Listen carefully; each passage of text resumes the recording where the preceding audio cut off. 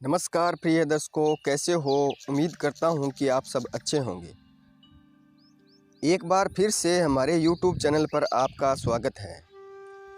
आज मैं आपके सामने एक कथा सुनाऊंगा, हनुमान और बाली की कथा। दोस्तों, रामायण तो आप सब ने टीवी पर देखी होगी, जिसमें बाली के बारे में भी बताया गया है। लेकिन आज हम आपको एक ऐसी कथा बताने जा रहे हैं, ना तो कभी टीवी पर दिखाई गई है और ना ही आपने कभी सुनी होगी। यह कथा रामायण की किताब के अद्वितीय किष्किंधा कांड में मौजूद है, जिसके बारे में बहुत ही कम लोग जानते हैं। रामायण की पुस्तक किष्किंधा कांड में अध्याय 5 से लेकर 26वें अध्याय तक बाली का वर्णन किया गया है। लेकिन टीवी सीरियल वाले रामायण में सिर्फ बाली वध के बारे में ही बताया गया है। बाली सुग्रीव का बड़ा भाई था। बाली किष्किंधा का राजा था। बाली ने अथाह बल की चाह में ब्रह्मा जी की एक बार घोर तपस्या की थी। बाली की इस घोर तपस्या से ब्रह्मा जी प्रसन्न होकर बाली के सामने प्रकट होते हैं। बाली वरदान मांगते हुए ब्रह्मा जी से कहता है कि हे ब्रह्मा जी, मुझे ऐसा वरदान दीजिए जिससे अगर मैं किसी से भी मल्ल युद्ध करूं तो उसका आधा बल मुझ में समा जाए। ब्रह्मा जी बाली को यह वरदान देकर वहां से विलुप्त हो गए। इस बाली ब्रह्मा जी से यह वरदान लेकर अजय हो गया।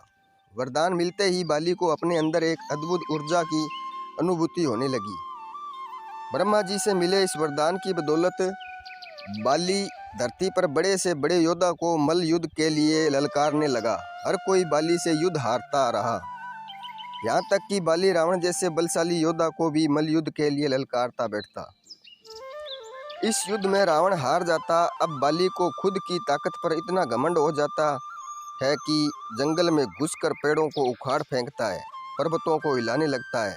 बाली पेड़ों को तहस नहस करता हुआ किष्किंधा के जंगलों में प्रवेश कर जाता है। इसी जंगल में कुछ ही दूर हनुमान जी अपने आराध्य देव श्री राम जी की भक्ति में लीन राम नाम का गुणगान कर रहे थे। इधर बाली ने पूरे जंगल में कौतूहल मचा रखा था, जिससे हनुमान जी की भक्ति में बाधा आ रही थी। हनुमान जी तुरंत अपनी आंखें खोल देते हैं और देखते हैं कि उनके सामने बाली खड़ा है। हनुमान जी ने जब अपने चारों तरफ नजर घुमाई तो देखा कि बहुत सारे पेड़ जमीन पर गिरे पड़े हैं। यह देख हनुमान जी आश्चर्य से भर जाते हैं और बाली से पूछते हैं, यह सब किसने किया है? बाली अपने क्रूर भारी आवाज में बोलता है, मैंने किया है ये सब। अपनी ताकत के घमंड में चूर बाली हनुमान जी को मल्ल युद्ध के लिए चुनौती भी दे बैठता है।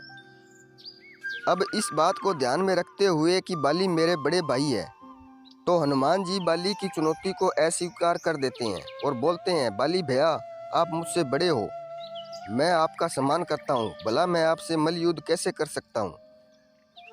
और आपको अपनी इस ताकत का ऐसे गलत प्रदर्शन नहीं करना चाहिए। इन पेड़ पौधों को नुकसान क्यों पहुँचा रहे हो?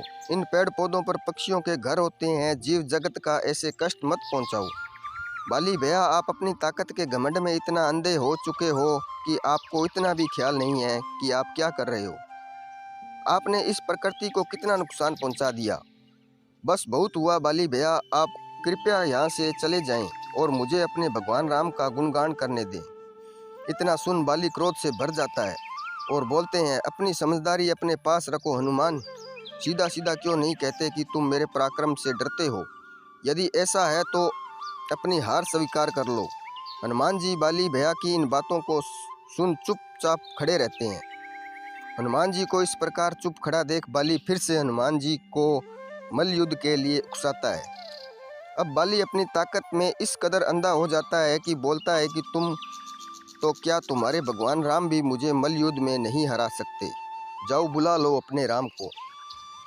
इतना सुन हनुमान जी को क्रोधित हो गए और कहने लगे, बस बाली भैया, अब बहुत हुआ, मैं आपसे मल्ल युद्ध करने को तैयार हूँ। बाली हनुमान जी को मल्ल युद्ध के लिए कल सुबह शंभू पहाड़ी के पास आने को कहता है। बाली अपने राजमहल वापस लौट जाता है।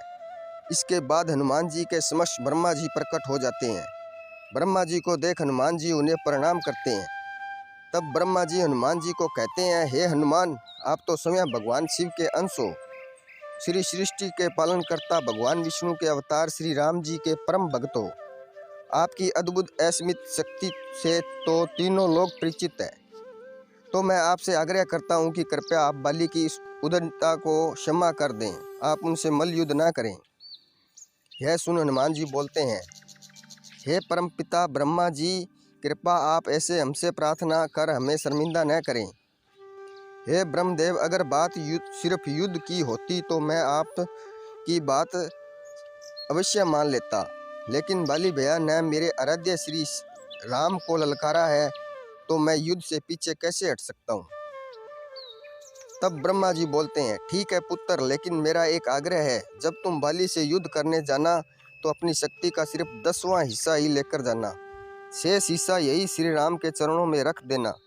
युद्ध के बाद आप अपना शेष हिस्सा फिर से धारण कर लेना।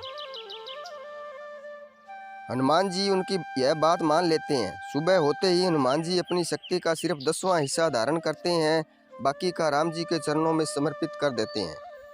अब हनुमान जी अपनी शक्ति का 10वां हिस्सा लेकर जैसे ही युद्ध क्षेत्र की तरफ चलते जाते हैं, वैसे वैसे बाली को मिले वरदान की वजह से हनुमान जी की शक्तियाँ बाली में समाहित होनी शुरू हो जाती है।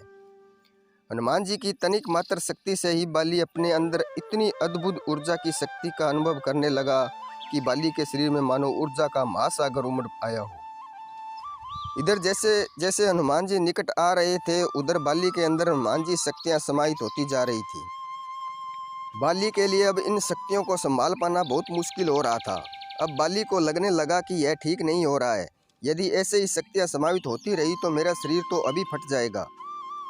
इतने में ब्रह्मा जी वहाँ प्रकट होते हैं और बाली से कहते हैं, हे बाली, तुम खुद को बहुत बलशाली समझते हो, न तो यह देखो अब तुम हनुमान जी की शक्ति के 10वें हिस्से का एक छोटा सा अंश भी नहीं संभाल पा रहे हो, और तुम हनुमान जी को मल्ल युद्ध के लिए ललकारने चले थे। मूर्ख, अब यदि अपनी जान की रक्षा चाहते हो तो यहाँ से जितनी दूर हो सके वहाँ चले जाओ, अन्यथा अधिक शक्ति के समाहित होने से तुम्हारा शरीर अभी फट जाएगा और तुम की मृत्यु हो जाएगी। बाली तुरंत अपनी जान बचाने के लिए वहाँ से दूर भागने लगा, अपनी समझदारी समझता रहा। इस तरह बाली वहाँ से दूर जाकर अपनी जान बचाता है। अब बाली को आभास हो जाता है कि मैं मूर्ख अपनी शक्तियों को लेकर इतना अहंकारी हो गया था कि हनुमान जी की शक्तियों को बिना जाने उन्हें मल्ल युद्ध के लिए चुनौती दे बैठा। मैं इतनी सी शक्ति से इतना अशांत हो गया और अहंकार वश में आकर न जाने प्रकृति का कितना नुकसान कर बैठा। वही हनुमान जी इतनी सारी शक्तियों के बावजूद भी कितना शांत है, उनमें कितनी विनम्रता है। इस प्रकार हनुमान जी की शक्तियाँ का अनुभव कर बाली का घमंड चूर चूर हो गया। कुछ दिन बाद बाली हनुमान जी से क्षमा मांग लेता है। तो प्रिय दर्शकों, ये थी हनुमान जी और बाली की कथा। उम्मीद करता हूँ कि आपको पसंद आई होगी। अगर आपको पसंद आई हो तो हमें कमेंट कर ज़रूर बताना। तो मिलते हैं अगली वीडियो में, तब तक अपना ख्याल रखना। जय श्री कृष्णा, धन्यवाद।